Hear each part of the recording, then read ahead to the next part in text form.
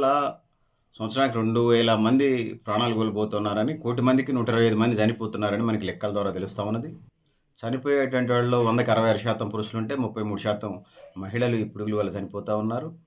పట్టణ ప్రాంతంలో 4% చనిపోతుంటే పిడుగుల వల్ల, గ్రామీణ ప్రాంతాల్లో 96% మంది చనిపోతున్నారని మనకి లెక్కలు తెలియజేస్తా ఉన్నాయి.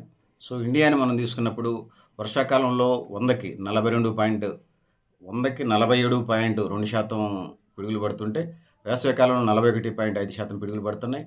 ఇక తర్వాత శీతాకాలాన్ని తీసుకున్నప్పుడు 7.7% పిడుగులు పడుతున్నట్టుగా మనకు అర్థమవుతుంది. ముఖ్యంగా ఇందులో రైతులు, వ్యవసాయ కూలీలు వీళ్ళే ఎక్కువ బాధితులుగా ఉంటున్నారనేది మనం తెలియజేసుకోవచ్చు. చెప్పక తప్పదు. ఇందులో ప్రధానంగా బయట ఆడుకునే పిల్లలు, వ్యవసాయ ఆధారిత వృత్తులు, దాని ప్రత్యామ్నాయ వృత్తులలో ఉండేవాళ్ళే ఇందులో ఎక్కువ బాధితులుగా ఉన్నారనేది చెప్పక తప్పదు.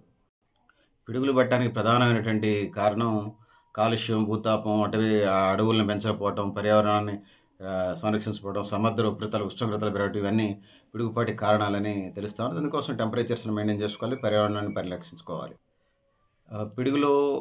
పిడుగు పడ్డ తర్వాత మెరుపు వేడి వలన వచ్చే గాలిలో నైట్రోజన్ ఉంటది. పిడుగుకి సంబంధించినటువంటి కిందకొచ్చినప్పుడు ఆ గాలిలో నైట్రోజన్, ఆక్సిజన్‌తో పాటు నైట్రేట్లు కూడా ఉంటాయి. అనేక సమ్మేళనాలతోని ఇది ఏర్పడుతుంది. ఇది పంటలకు ఉపయోగమే గానీ, ముందు ప్రాణాలనైతే రక్షిస్తుంది. పంటని సారవంతం చేసుకోవటం, లేకపోతే భూమిని సారవంతం చేసుకోవటం, పంటలు పండటానికి ఉపయోగకరమేలే గానీ, మరి అది దాన్నే బేస్ చేసుకొని మనం ఎంకరేజ్ చేయలేం గదా! పిడుగులు దూరంగా ఉండాలంటే నదులకి, చెరువులకి దూరంగా ఉండాలి. అంటే స్విమ్మింగ్ లాంటివి చేయకూడదు. ఎత్తైన చెట్లు, గుట్టల మీద ఉండకుండా ఉంటే మంచిది. దగ్గరలో గుట్టల మీద ఉండకుండా కిందికి రావాలి. తాటి చెట్లు లాంటి చోట ఉండకూడదు. ముఖ్యంగా పిడుగు పడేటప్పుడు చెట్ల కింద ఉండకూడదు. ప్రభుత్వం సంబంధించినటువంటి వాతావరణ శాఖ పిడుగుపడే ప్రాంతాన్ని పరిసరాల్లో ఉన్నటువంటి 40 కిలోమీటర్ల మేర ఎస్ఎంఎస్‌ల ద్వారా పంపించి ప్రజలను అప్రమత్తం చేస్తుంది. సో, ప్రభుత్వం చేసేటువంటి కార్యక్రమాన్ని అభినందిస్తూ దాన్ని తగిన జాగ్రత్తలు తీసుకోవాలని తెలియజేస్తున్నాను. మీరు కూడా మీ అభిప్రాయాలను కామెంట్ బాక్స్‌లో తెలియజేస్తున్నాను. నేను గరిడేపల్లి సత్యనారాయణ, న్యూ రక్ష ఆర్గనైజేషన్.